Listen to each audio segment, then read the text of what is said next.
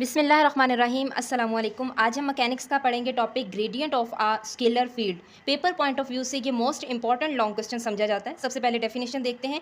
The maximum rate of increase of a scalar function with respect to space is called gradient. यानी time की respect से change तो आ रहा है, लेकिन मैक्सिमम चेंज को इसमें डिस्कस करेंगे। जहाँ भी मैक्सिमम रेट ऑफ चेंज आएगा वही हमारे पास ग्रेडियंट होगा। अब स्केलर फील्ड क्या है उसको भी इंट्रोड्यूस कराते हैं। The field that takes a single scalar value at each point in a space is called scalar field। Easy way में समझने की कोशिश करते हैं स्केलर फील्ड को।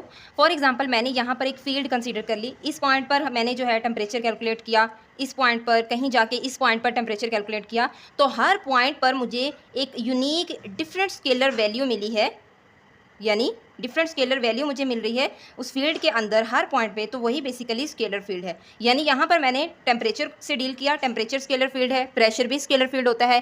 Gravitational potential energy due to mass या फिर electric potential energy due to charge, ये सब हमारे पास स्केलर फील्ड होते हैं। यहाँ पर मैंने टेम्परेचर से डील किया, टेम्परेचर से समझाने की कोशिश की।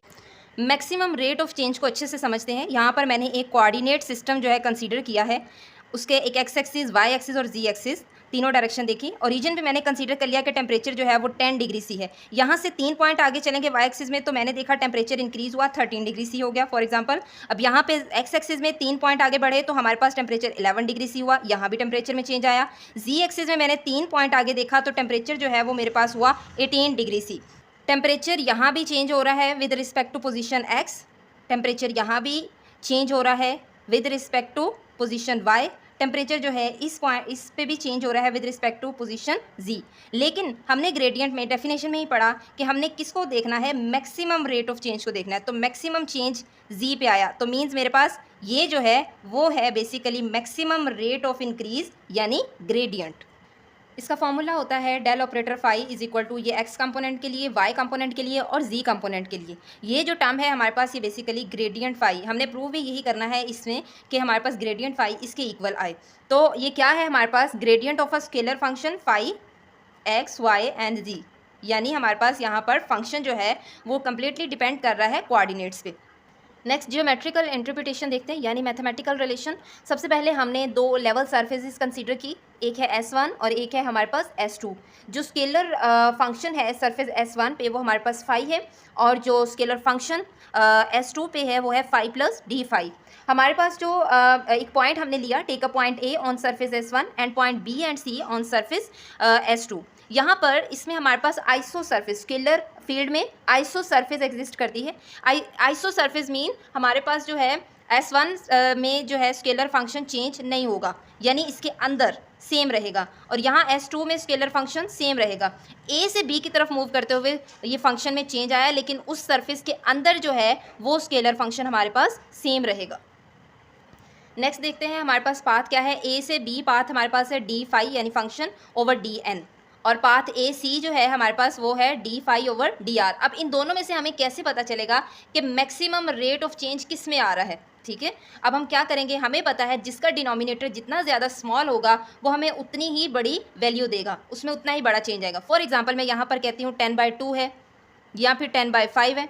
अब यहाँ पे मेरे पास क्या रिजल्ट आएगा, ये 5 आएगा और यहाँ पर मेरे पास 2, यानी जिसका डिनोमिनेटर जितना स्मॉल उतनी बड़ी वैल्यू उसने हमें आंसर में दी।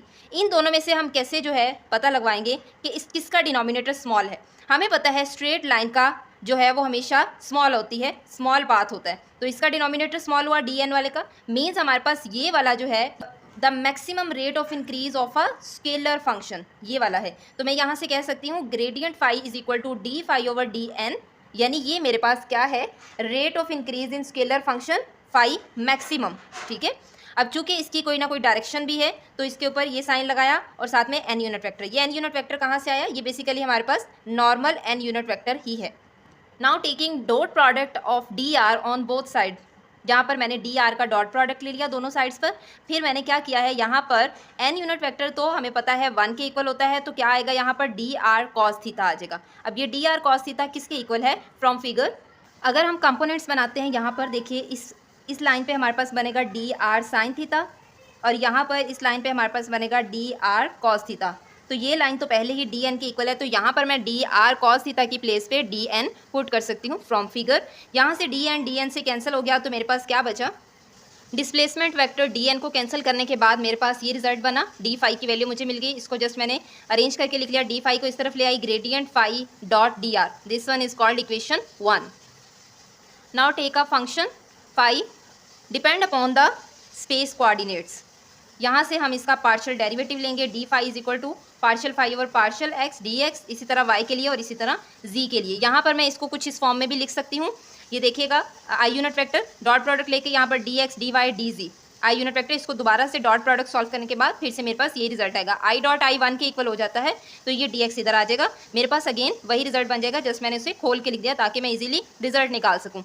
अब देखिएगा, D X I unit vector plus D Y J unit vector plus D Z K unit vector की प्लेस पे मैं डी आर जो है वो पुट कर सकती हूँ, बिकॉज हमें पता है कि पोजीशन वेक्टर आर हमने सिंपल पढ़ा था, एक्स वाई जी आई जे के यूनिट वेक्टर।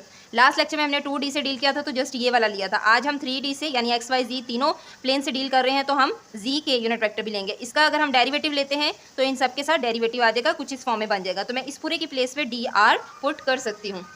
ये है मेरे पास पूरा एक्सप्रेशन डेल फाई के इक्वल। यहाँ मैंने इस पूरे की प्लेस पे डेल फाई पुट कर दिया डॉट, और ये इस पूरे की प्लेस पे डी आर पुट कर दिया मैंने, D phi is equal to del phi dot D R, this one is called equation number 2।